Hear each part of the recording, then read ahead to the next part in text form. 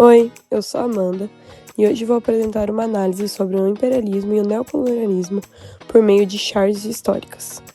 Vamos entender como as potências europeias expandiram seu domínio sobre a África e a Ásia. Quais eram seus interesses e como esse processo ainda influencia o mundo atual. O imperialismo foi um processo de expansão das potências industriais, principalmente europeias, durante o século XIX. Com a Revolução Industrial, esses países precisavam de matérias-primas para suas fábricas e de novos mercados para vender seus produtos. Por isso, passaram a dominar territórios na África e na Ásia. Esse processo ficou conhecido como neocolonialismo, porque era diferente do colonialismo da época das grandes navegações. Nesta charge, vemos a ideia do chamado fardo do homem branco. Os europeus e norte-americanos acreditavam que tinha a missão de levar civilização, cultura e progresso aos povos africanos e asiáticos. Porém, essa ideia ela servia como uma justificativa para a exploração desses povos. A imagem mostra claramente uma visão de superioridade dos colonizadores sobre os colonizados. Aqui na charge 1, podemos observar que os povos africanos e asiáticos são retratados de maneira inferiorizada. Isso demonstra o racismo presente na época e a crença de que os europeus eram superiores culturalmente e intelectualmente. Essa ideia ficou conhecida como missão civilizadora, pois os colonizadores afirmavam que estavam levando progresso e educação aos povos dominados. No entanto, na prática, o imperialismo tinha como principal objetivo explorar recursos naturais e ampliar o poder econômico das potências. A charge nos ajuda a entender como a propaganda e os preconceitos foram usados para justificar a colonização. A charge 2 representa Cecil Rhodes, um empresário e político britânico que defendia a expansão do Império Britânico na África. Ele aparece ocupando grande parte do continente, simbolizando o enorme domínio inglês na região.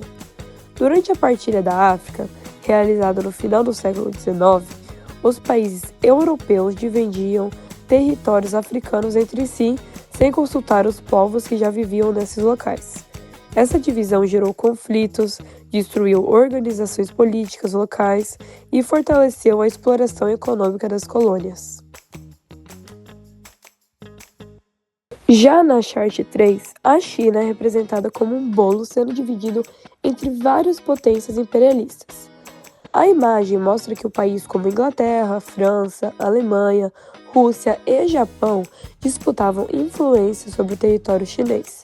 Embora a China não tenha sido totalmente colonizada, sofreu forte interferência estrangeira em sua economia e em sua política. A charge critica essa disputa, mostrando que as potências enxergavam a China apenas como uma fonte de riqueza e oportunidades comerciais.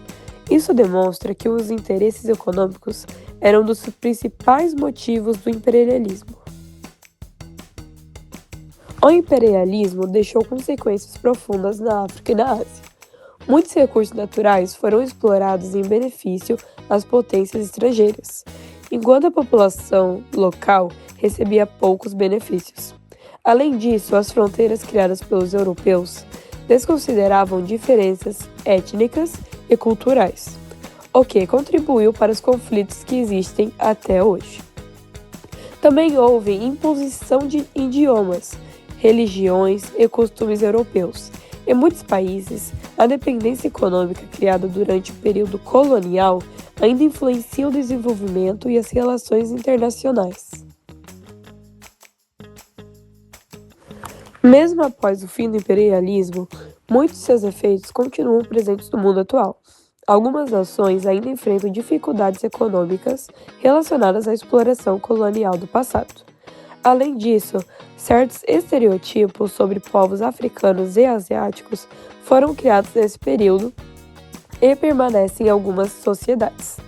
As charts analisadas mostram que o imperialismo não foi apenas uma conquista territorial, mas também uma forma de dominação econômica, política e cultural.